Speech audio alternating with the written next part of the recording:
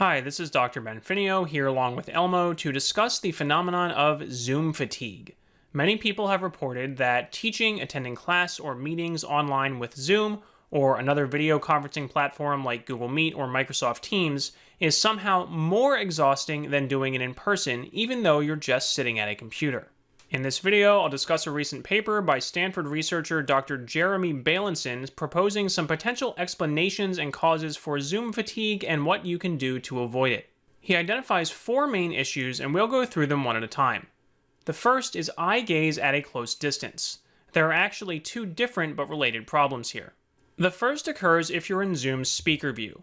This makes one person appear very large on your screen, creating the illusion that they are physically close to you.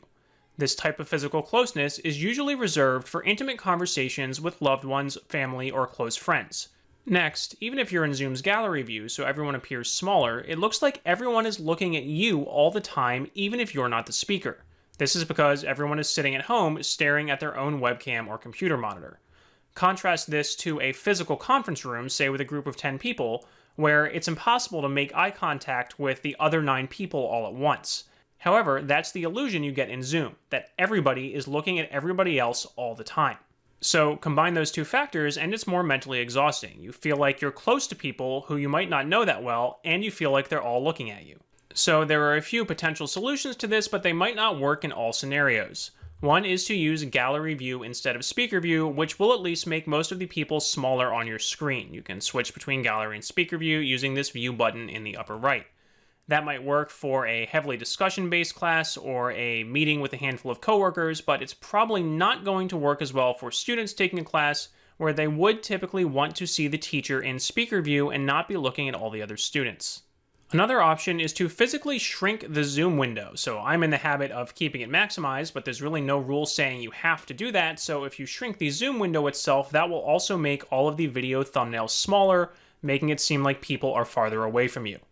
Unfortunately, there isn't really anything you can do directly to get rid of this sense that everybody is looking at you, but we'll kind of address that in one of the later points. So the second main issue is cognitive overload. We have taken a normal face-to-face conversation and added all of these other things that you now have to worry about. While they might be useful individually, they can be kind of overwhelming all at once. For example, is somebody saying something in the chat? Are we using the reaction buttons? Are we doing breakout rooms? Am I muted? Can people hear me? Do I have the right microphone selected? Is my camera on? Do I have my virtual background turned on or off? There are all these other things you have to worry about in the Zoom interface, and this can just get overwhelming.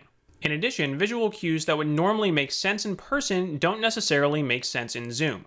For example, if I look this way, from your point of view, it looks like I'm looking over at Elmo, but I'm actually looking off screen at my cat. So it can be hard to read facial expressions and gestures and tell if other people are actually reacting to something in the meeting or something in the physical environment around them.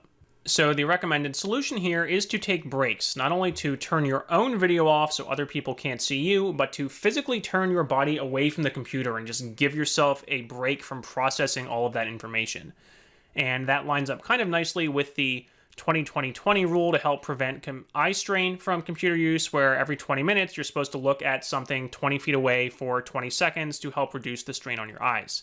The problem there is that only works if the person running the meeting is accommodating. If you are a student, for example, taking a lecture where there are a lot of intensive handwritten notes and the lecture's an hour long, you might not physically be able to look away for that long, or then you'll get lost in the derivation or you'll have missed a couple lines of the notes. If you have back-to-back classes or meetings with no break in between, then you'd either need to leave one meeting early or show up to the next meeting late in order to give yourself that break. So that's something to take into account if you are teaching online or if you're a manager and you're having meetings with your employees.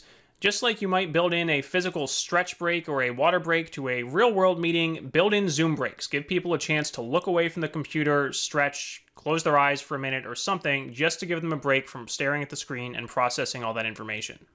Number 3, by default, Zoom shows you the camera view of yourself. And we're all just kind of used to that at this point, but think about the real-world analogy. This would be like having somebody follow you around with a mirror all day so you can see yourself at all times. That definitely isn't normal. So while normally maybe you just check your hair a couple times in the bathroom mirror during the work or school day, now you can constantly see yourself while you are talking to other people, making you hyper aware about your own appearance. This gives you yet another thing to think and be stressed out about. For example, I noticed when I turned to look at Elmo earlier, oh, I didn't shower today. Everybody on the internet just saw the back of my hair sticking up and all messy. So thankfully, Zoom does have a pretty simple solution for this one. You can easily hide your self-view just by right-clicking your own thumbnail and select Hide Self-View. That'll make you disappear. If you ever want to get that back, you go up here to the View button and select Show Self-View. So it's probably a good idea to have this on at the very beginning of the meeting just to do a camera check, make sure you're in frame, make sure your lighting is okay. But after you have that set up, just go ahead and hide it for the rest of the meeting so you don't constantly have to worry about it. The fourth and final problem, reduced mobility. So for in-person, real-world conversations, people tend to move around a lot more. For example, when I'm giving a lecture, I like to move around the room and write on a chalkboard. In a conference room or a meeting, people might get up to get a glass of water or get up to write on a whiteboard, etc. But now we're all just sitting down at our desks, glued to our computers, right in front of our monitors looking at Zoom. And apparently this is a problem because people can actually think better and think more creatively when you're gesturing and up and moving around. Maybe you've noticed this yourself if you've ever been pacing around trying to think of an idea. So the proposed solution here is one that unfortunately I don't think is always practical. We could try to change the norm such that it's socially acceptable for people to get up and walk around during Zoom meetings just like they might during a physical meeting, instead of expecting everyone to be glued to their computer. But there are a couple problems with that. One, depending on your microphone, as you move around the room, you could get much harder to hear. And while in an in-person conversation, we can intuitively adjust the volume of our voice to talk to somebody who's physically farther away, everybody's microphones are different, and it's much harder to get a good sense for that. You can hear the variation in my voice, even as I just move around here a little bit in front of my desk. I'm recording with a microphone set on a directional setting, kind of designed for somebody who's doing podcasting and recording in one place. This microphone does have more of an omnidirectional setting that I could change it to if I wanted to move around the room more, but many people might just be using a built-in laptop mic or a USB webcam that doesn't have those settings. So that might work if you are mostly listening to a class and you don't need to do a lot of back and forth talking, then you could get up and pace around. But if you're in a meeting where there's a lot of conversation, then every time you need to talk, you're going to need to come back over to your computer. It might be hard for you to talk and for everybody to hear you if you're pacing around the room. Next, some sympathy for the teachers, especially those with young students or other people giving presentations or teaching over Zoom out there. It's hard enough to tell if people are paying attention to you over Zoom, especially if many of them have their cameras off, or even if they're sitting there looking at the webcam, you have no idea if they're actually looking at Zoom or just checking their email. So it's really hard to gauge whether people are paying attention to you when you're teaching or speaking, compared to a physical classroom where you can kind of tell if people are looking at the chalkboard or if they're falling asleep or if they're making eye contact with you. Much more difficult to do that at Zoom. And I think you make it even harder, again, if you have young students and they're now off kind of doing cartwheels in the background or something. Now you have no idea. Are they listening? Are they just totally distracted and playing? That makes it really hard to tell. So while, again, I think it's nice for people to get up and walk around and kind of stretch and take a break, and, if you're having a back and forth conversation to do that, it's going to make it difficult for teachers to know if people are paying attention, if they're all just kind of bouncing off the walls all over the room. So, quick recap of the 4 main points. What are the things you can do? Try to make the Zoom window smaller so it doesn't look like everybody is huge and super close to you.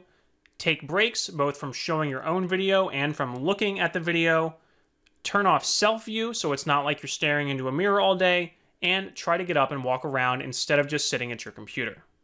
So that's it. If you have been struggling with Zoom fatigue or you're worried that your students or employees might be, then I hope you found this video helpful. If you're a new viewer, you can find a giant playlist with dozens of other Zoom tutorials linked in the description below this one or somewhere here on the end screen. I do get many of the ideas for my newer videos from questions and comments I get in the comments below these videos. So if you have a question or a suggestion for another tutorial, please go ahead and leave a comment. I cannot promise I will get to everything, but I'll do my best to get back to you. Thank you.